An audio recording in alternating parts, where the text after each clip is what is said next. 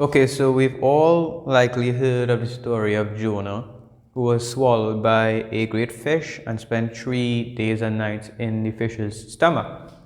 Now, there's been an attempt by people to figure out what kind of fish it was exactly, and we know that in Matthew 12 and verse 40, we know that Jesus referred to it as a whale, right? And in the Old Testament, it was referred to as a big fish or fish of some kind, right? So people will say how it's a contradiction because a fish and a whale is not the same, right? Because whales aren't fish. But in the original Genesis, when God was creating the world as we know it, right? He referred to whales together with the fish, okay? But he also specifically talked about them in verse 21, right? Verse 20, he talked about the fish he created in the sea. And in verse 21, he specifically said whales, right? So let's go to that.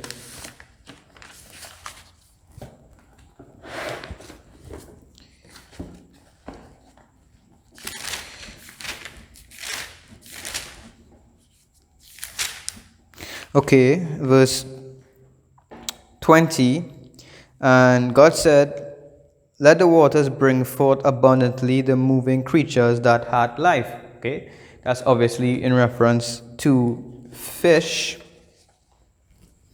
and we'll know that because further down he does specifically say fish, right?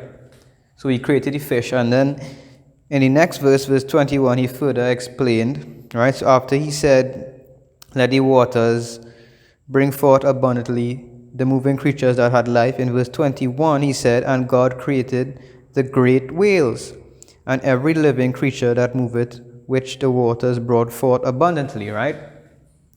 So he did create the whales along with the fish, but he distinctly and specifically mentioned them in the next verse, which is just like what Jesus did when he distinctively said a whale when the Old Testament said a great fish. So we see here in both cases that it's seen as a fish, but it's specified to be a whale or special kind of fish.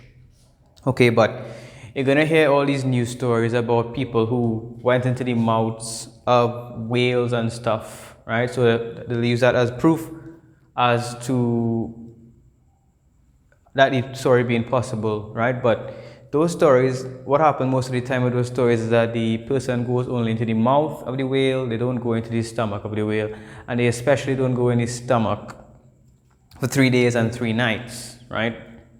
So the question is of what kind of fish it was. People, even the people who are creationists and the people who are not, will try to figure out what kind of whale it is or what kind of fish it is.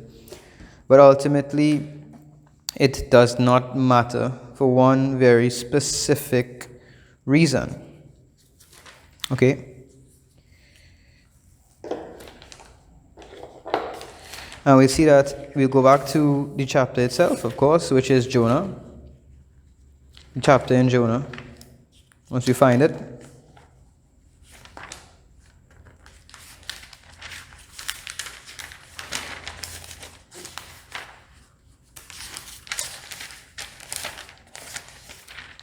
Okay, so Jonah chapter 1, and then if we look at verse 17, what does it say? It says what? "Now the Lord had prepared a great fish to swallow up Jonah." So we see here in Jonah 1:17, the fish was prepared by God. So it doesn't matter the identity of it, what the fish is, or if it's a whale or a sperm whale. It was prepared by God. Okay? So we have to come out of this scientific mindset where we have to give a scientifically plausible explanation for everything, right? It specifically says prepared by God. So it's a specifically prepared fish, a special kind of fish, okay? So there's no need to try to find a scientific explanation for this.